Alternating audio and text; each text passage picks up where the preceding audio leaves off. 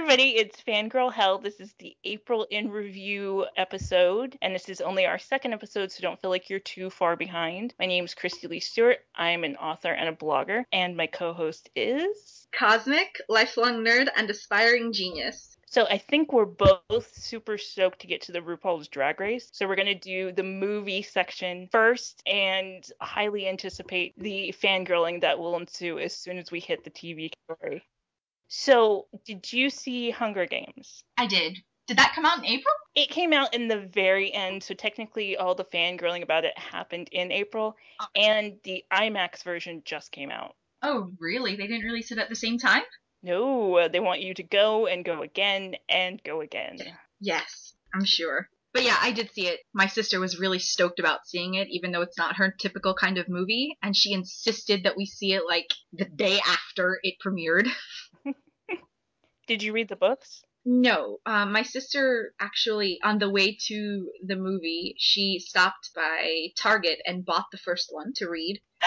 In the car? No, she read it after she saw the movie. And then she said that she started the second one and it was better than she had thought because she had, I guess, had heard that the first book was really good, but the second book wasn't as good. I heard that too. I heard that the first book was amazing and really adventurous, like the movie portrayed, but then the second and third books just had to do with like the love triangle. Yeah. I don't know. She said it wasn't as bad as she had heard, so. Well, I have heard it's extremely bad, so I guess if it's even a little bit good, it would be better. But I haven't read the books at all. I went with two friends, and on the way there, I was like, okay, hurry, tell me about the books. Tell me about the fandom so I know what I'm in for. So what did you think of the movie? I liked it. I was trying to keep out of my mind all the comparisons to Battle Royale because even though I hated Battle Royale, the movie, the book was amazing. It's one of my favorite books. Why are you saying Battle Royale? It's Battle Royale. Well, because I have an accent. I'm on the West Coast. Okay.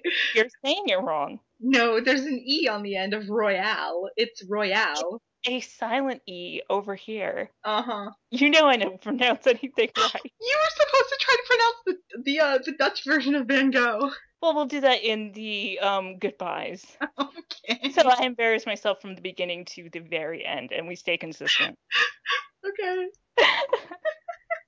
So I liked the movie. I liked that a bunch of kids died. I liked that there was murder, but it was all like shaky cam. You can't see anything. Yeah, that was kind of disappointing. Yeah, but they knew they just did that for the rating. Yeah, I know. The super sad part where that little girl died. Yes. Oh my gosh. I was like, don't cry, don't cry, don't cry. I watched somebody's like video review of it, and they had read the book, and they said that in the book she isn't just like in the movie. The little girl Rue, she gets basically accidentally speared, but in the book apparently they have her like tied up in a net hanging from a tree, and they wait until Katniss gets there and then purposefully just jab her with a spear in the net. Gosh. So it's a lot more gruesome in the book, more vindictive. Yeah, I can see why they did do that for the movie. They definitely have an R rating. Yeah. But did you see all the Twitter comments and all the Facebook comments like right after the movie came out about it wasn't as sad because she was black? Or why'd they make Rue black? That ruined my vision of her. When like apparently from what I read, like people said that in the book they make it very clear that she's black. Like there's I read the excerpt.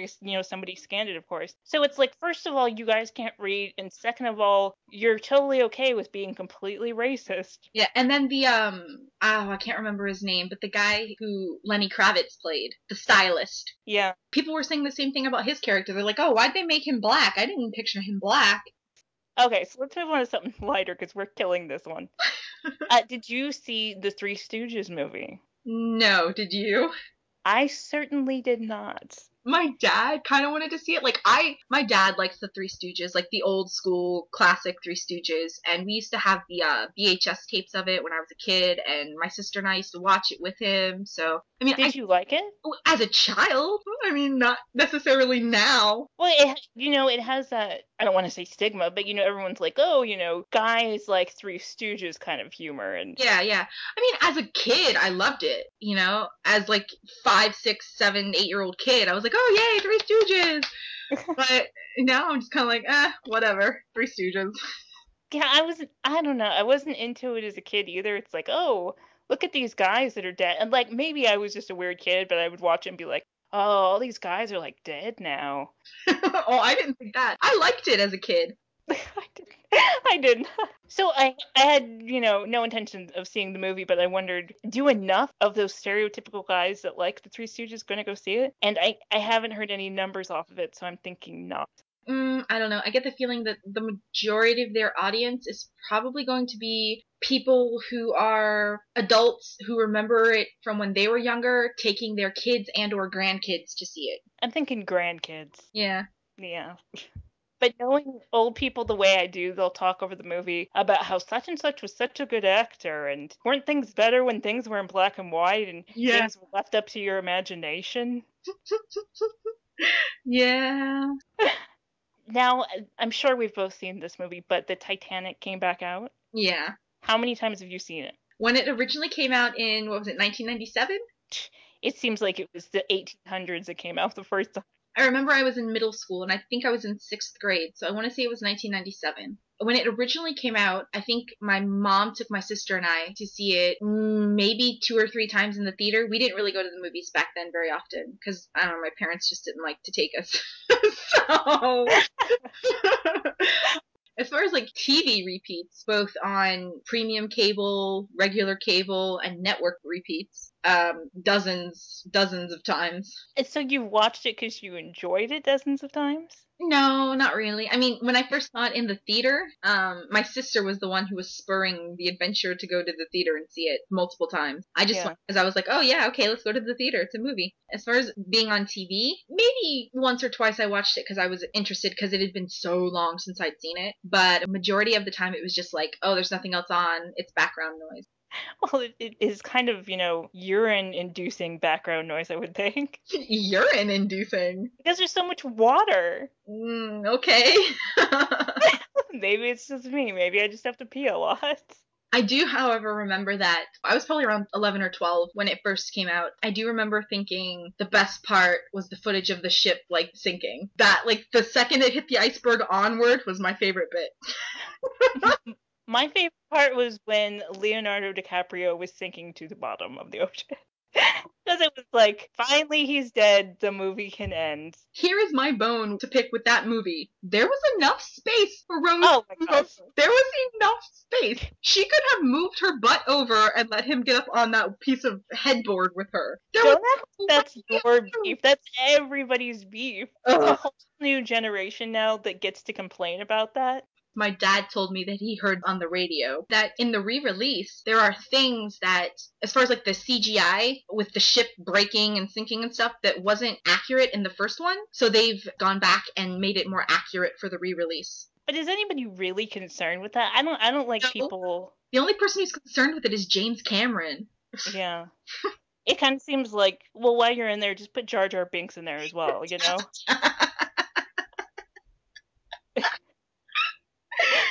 I don't think anybody gives a shit. Okay, so I have one more movie to talk about, and I saved this to the end of the segment because it is a movie I am so excited about. It didn't come out yet, but I just saw the preview for it. It is the Avengers porn parody. I saw that preview that you put on your, was it your Facebook? Yes, I did. I wanted everybody to see it. I didn't. Okay, when I read the title, I thought, oh, okay, so this is a parody somebody made of what an Avengers porn would look like. And then as I'm watching, I'm like, wait a minute, is this for real? It is for real. I thought it was going to be a parody of a porn, but no, it's a parody porn. Yes, every time there is a big blockbuster film, there's always a parody porn made of it. It's getting to the point when I see a commercial for a movie, I think, oh, I can't wait to see the trailer to the porn. The thing about the trailer is it really doesn't show any of the scenes, which they usually do. So that kind of sucks. It plays music and they show all these characters. And of course, you have the Avengers character. Oh, look, there's, Thor, and then there's Hawkeye, and okay, we turned the Hulk into She-Hulk instead, and then there's Spider-Man for some reason, and then there's Miss Marvel out of nowhere. It was going so fast, and I kept thinking, that's not canon.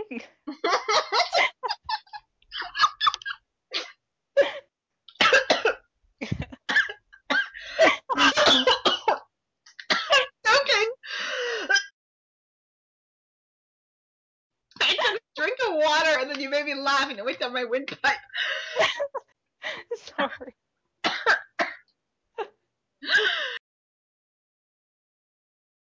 Oh my god, I'm risking my life for this podcast. See how impressive this porn is? It's already making you choke.